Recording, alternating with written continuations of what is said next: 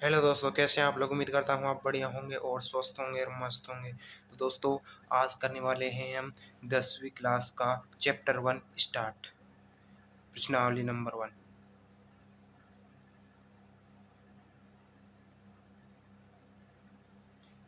Number 1 को start करने वाले हैं। इसमें हम अभी बेसिक्स क्लास करेंगे।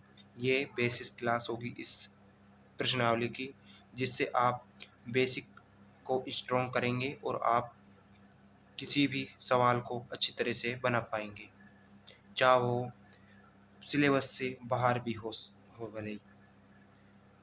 इससे बेसिक से आप सवाल को अच्छी तरीके से बना सकते हैं। तो इस वीडियो को बिना देरी के स्टार्ट करते हैं। इसको बेसिक से पूरे जीरो से लेकर हाई लेवल के सवाल तक समझने वाले हैं इसको, और स्टार्ट करते हैं इस वीडियो को। दोस्तों, हम पढ़ने वाले हैं संख्या का वर्गीकरण। संख्याओं का वर्गीकरण। संख्याओं का वर्गीकरण दो प्रकार से होता है।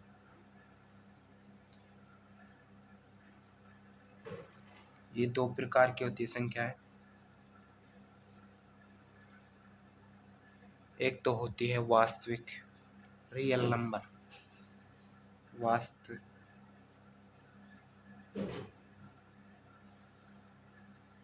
वास्तविक संख्या, रियल नंबर। और एक होती है काल्पनिक।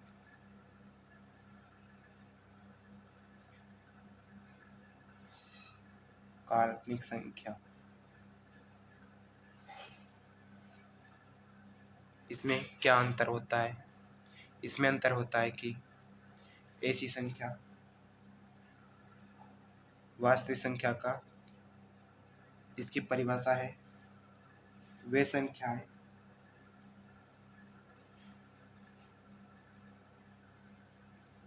जो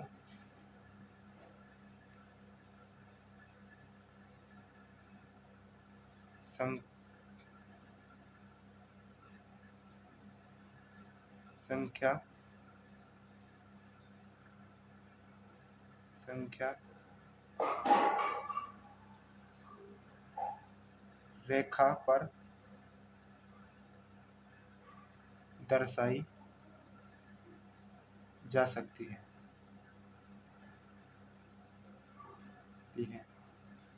एग्जाम्पल में है जैसे प्लस के 3 हुआ, या माइनस के 7, या 5,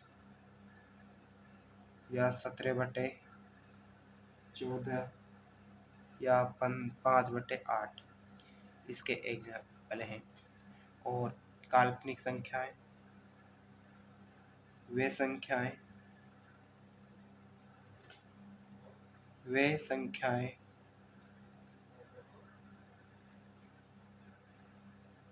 जो संख्या रेखा पर नहीं दर्शाई जा सकती। नहीं दर्शाई जा सकती है।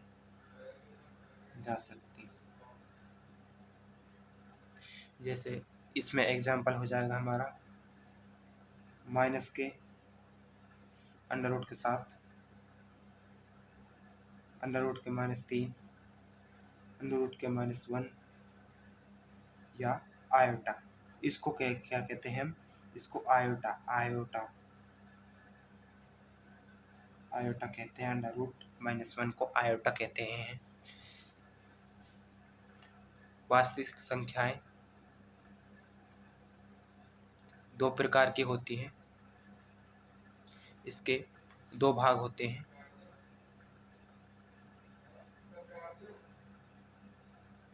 एक होता है परिमेय संख्याएं, और एक होता है अपरिमेय संख्याएं।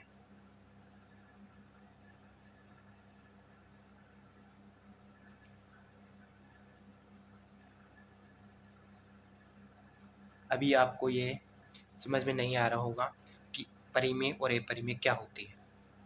परिमेय वो होती है वे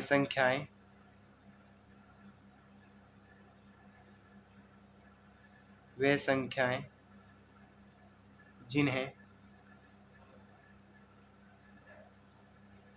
P बटे Q के रूप में लिखा जा सकता है, लेकिन Q बराबर 0 नहीं होना चाहिए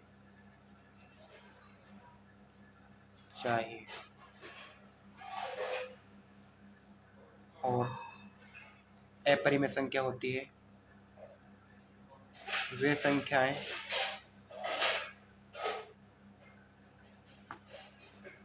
इसमें एग्जाम्पल हो जाएंगे, एग्जाम्पल से ही समझ में आएगा। जैसे 1 हो गया, -1 हो गया, -2 हो गया, या 2/3 हो गया, या 5/3 हो गया। मतलब कि ये Qn है, ये 0 नहीं होना चाहिए, Q बराबर 0 नहीं होना चाहिए इसमें। और हो जाएगा 1 हो गया, 2 हो गया, 3 हो गया, ये जैसी संख्या हो जाती है इसमें। और अपरिमेय वे संख्याएं जिन्हें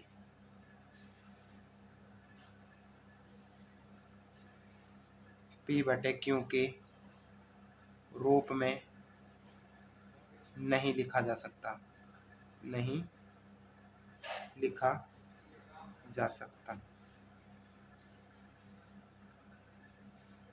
एग्जाम्पल हो जाएंगे इसमें √2, √3, √2/3।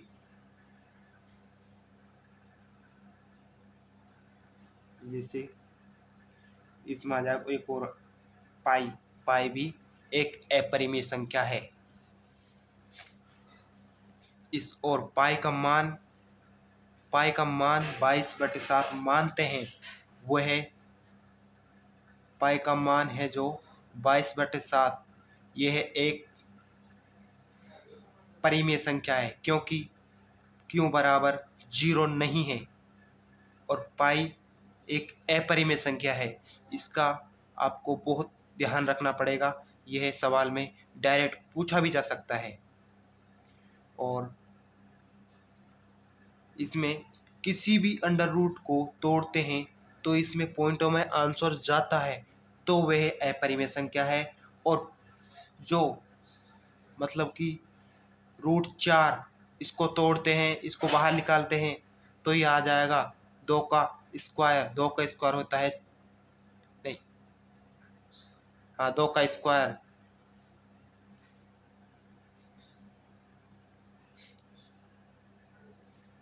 ये हटेगा तो इसको ऊपर स्क्वायर लग जाएगा। √4 का मतलब होता है 2, जिसका ये रूट होते ही इसका 4 का वर्ग है। ये बेसिकली कोई भी रूट हो जिसको हम रूट से बाहर निकालते हैं तो वह पॉइंटों में आती है, तो वह अपरिमेय संख्या है। और अगर वह पॉइंटों में नहीं आती तो वह एक परिमेय संख्या हो जाती है। और परिमेय संख्या के दो भाग होते हैं, इसको हम अगले पेज में पढ़ने वाले हैं। चलो अगले में कर लेते हैं। परिमेय संख्या के 2 भाग होते हैं। हमने पढ़ ली परिमेय संख्या,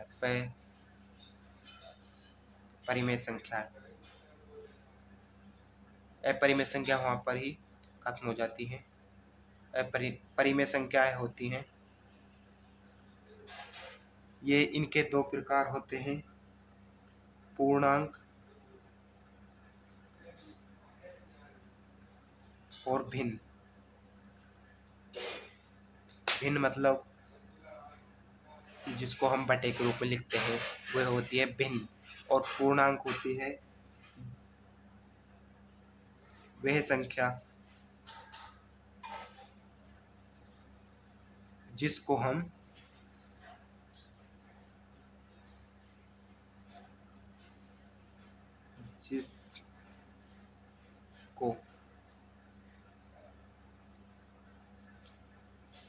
वह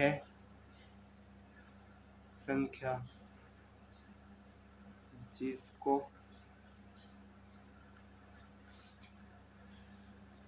हम माइनस की संख्या अनंत तक होती है, यह माइनस संख्या अनंत तक होती है, 0 भी इसमें शामिल है, और ये प्लस के 1 2 3 इसमें शामिल है अनंत तक, और इसमें माइनस में भी अनंत तक शामिल है।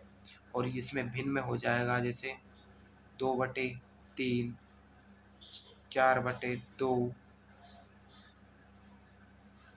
और जैसे 5/2, और ये हो जाएगा 7/3। मतलब एग्जाम्पल है इसके ये। और पूर्णांक भी 2 प्रकार की होती है। पूर्णांक 2 प्रकार की होती है, ऋणात्मक पूर्णांक और पूर्ण संख्या। ऋणात्मक होती है जिसे नेगेटिव संख्या होती है, जैसे -1, -2, -3, -4, -5 जैसे। और पूर्ण संख्या होती है होल नंबर, यह 0 1 2 3 4 5 अनंत, और ये भी अनंत तक होती है माइनस में, और यह 0 को मिलाकर अनंत तक होती है। और ऋणात्मक यहाँ पर ही खत्म हो जाती है। और इसमें पूर्ण संख्या में होती है 2 प्रकार की होती है पूर्ण संख्या। 2 प्रकार की पूर्ण संख्या होती है। एक तो होती है शून्य, मतलब 0, और प्राकृतिक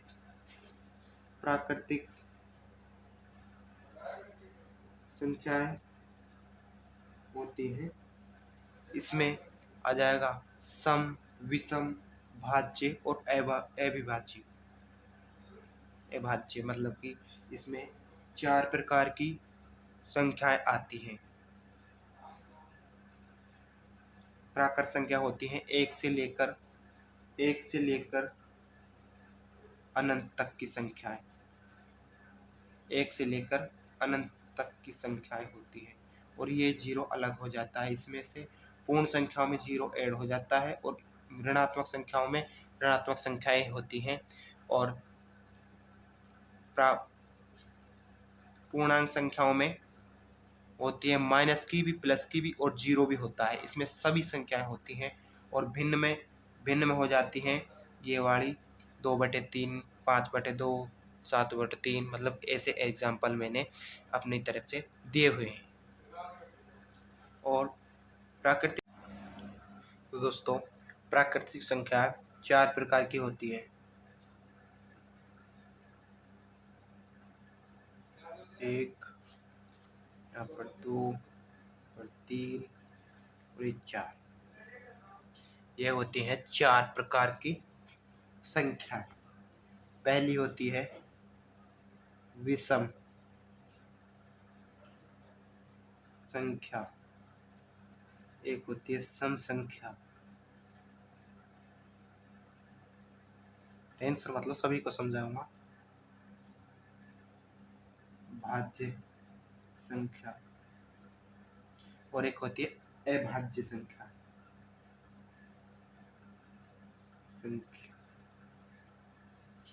ये होती है 4 प्रकार की संख्याएं। वे संख्या जो 2 से विभाजित नहीं होती वे होती हैं विषम संख्याएं। वे संख्याएं जो 2 से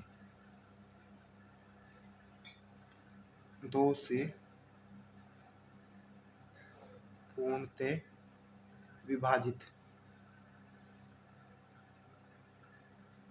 विभाजित नहीं होती है, उन्हें कहते हैं विषम संख्याएं।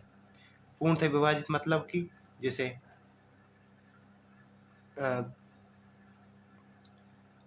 10 है तो 2 से काटेंगे इसको 5 बार, यह पूर्णतः विभाजित हो गई, यह विषम संख्या नहीं है। विषम संख्या वो होती है जैसे 11 ये गया 5 बार, तो एक रिमाइंडर बच रहा है, इसमें शेष बच रहा है, शेष नहीं बचना चाहिए। अगर शेषफल बचेगा तो यह विषम संख्या होगी, पूर्णतः विभाजित नहीं है, इसका मतलब है। जैसे इसमें आ जाएगी विषम संख्याएं होती हैं, मतलब कि वही कह देने कि आप खेलते हैं ने, छोटे छोटे बच्चे खेलते हैं और ऊना पूरा खेलते हैं ने, वही है ऊना पूरा, जानते हो आप इसको भी। जैसे एग्जाम्पल में है 1 2 नहीं है, 2 में भाग चला जाता है 2 का, मतलब कि पूरा भाग चला जाता है 2 का। वे संख्याएं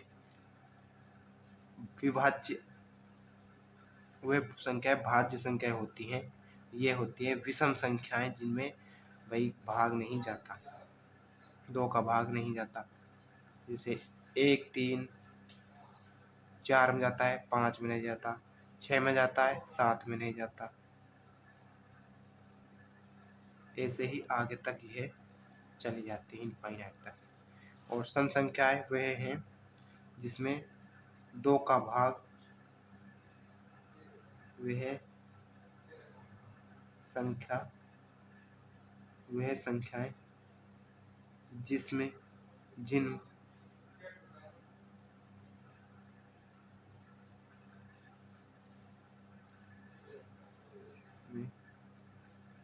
2 का भाग चला जाता है, का पूरा भाग चला जाता है,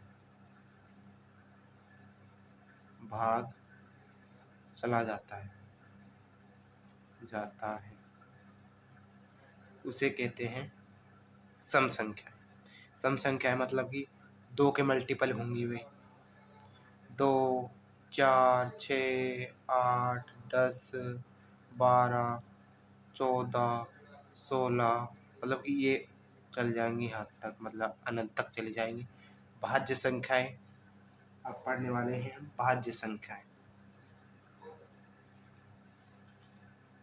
भाज्य संख्याएं वो होती हैं जो 2 से अधिक गुणनखंड होते हैं, जिनके जो 2 से अधिक गुणनखंड होते हैं उन्हें कहते हैं भाज्य संख्याएं। मतलब कि जैसे ये 2 है, 2 के गुणनखंड कितने हो रहे हैं, 2 का मतलब कि 2 में कितने का भाग जा रहा है, 2 में 1 का जा रहा है, 2 का जा रहा है। इसमें क्या है, 2 से अधिक होने चाहिए, मतलब कि जैसे 4 में 4 का जा रहा है, 2 का जा रहा है, 1 का जा रहा है, तो 4 हो जाएगी भाज्य संख्या है। जैसे 6 हो जाएगी, 6 में 1 का जा रहा है, 1 का जा रहा है, 2 का जा रहा है, 3 का जा रहा है, तो ये हो जाएगी भाज्य संख्याएं। ये हो जाएगी जैसे 4 6 8 हो जाएगी, 10 हो जाएगी, और 10 हो जाएगी, 12 हो जाएगी, 9 हो जाएगी, मतलब इसमें चला जाता है। और अभाज्य संख्या होती हैं जिसमें केवल 2 अभाज्य संख्याएं, वो संख्याएं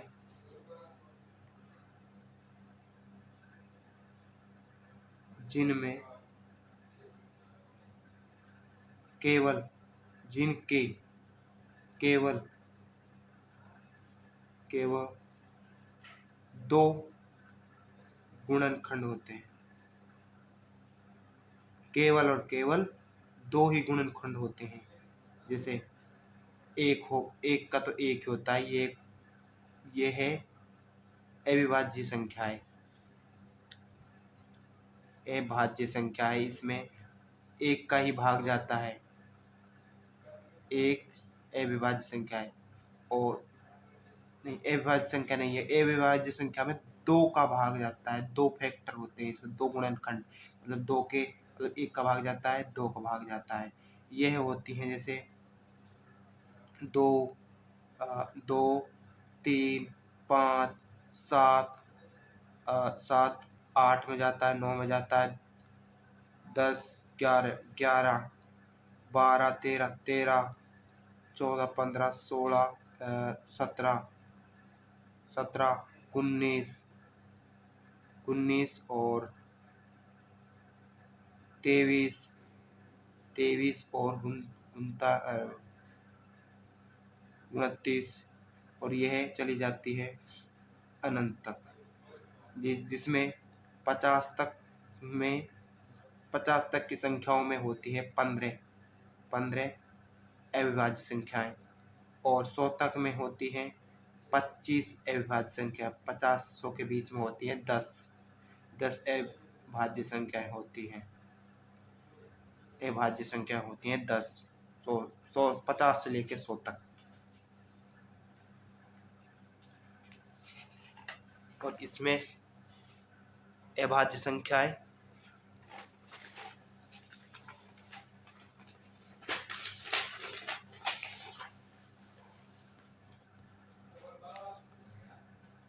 अभाज्य संख्याएं भी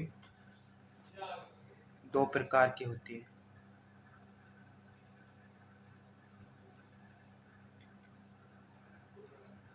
संख्या ये होती हैं दो प्रकार की।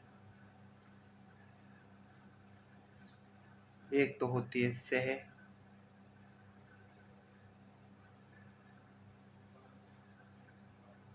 अभाज्य संख्याएं, दूसरी होती है युग्म अभाज्य संख्याएं।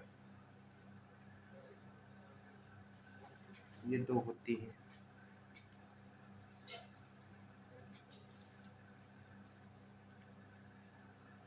इसमें एक का अंतर होता है। जैसे 2 और 3, मतलब इनके बीच में एक का अंतर होता है।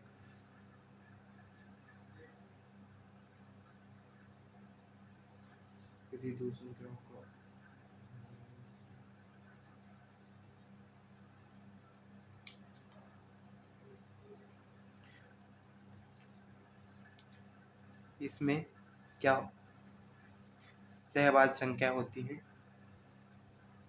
जिसमें मैं से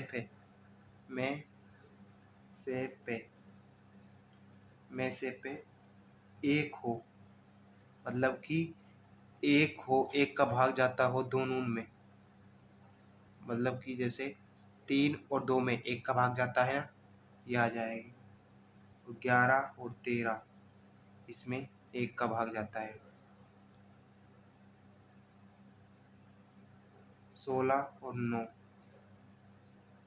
मतलब कि यह आपस में कटनी ना चाहिए, मतलब कि जैसे 2 है, 2 से तो ये कटनी नहीं चाहिए,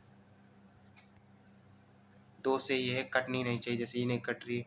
2 से 11 मतलब आपस में कटनी नहीं चाहिए। ये किसी भी 16 है, मतलब किसी एक पर्टिकुलर संख्या से दोनों नहीं कटनी चाहिए, यह कहना चाह रहा हूँ मैं। और युग्म संख्या होती हैं वे संख्याएं जब दो क्रमागत अभाज्य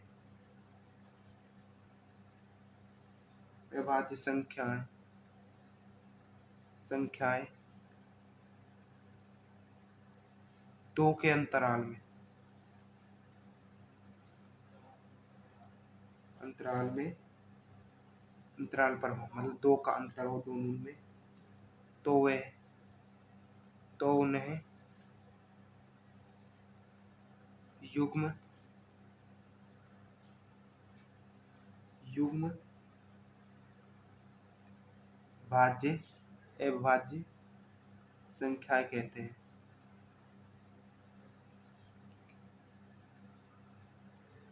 ये होती हैं जैसे 2 हो गई, 5 हो गई। जैसे 5 हो गई तो साथ में मतलब ये 2 का अंतर होता है इसमें, इसमें भी 2 का अंतर, इसमें भी 2 का अंतर। जैसे 11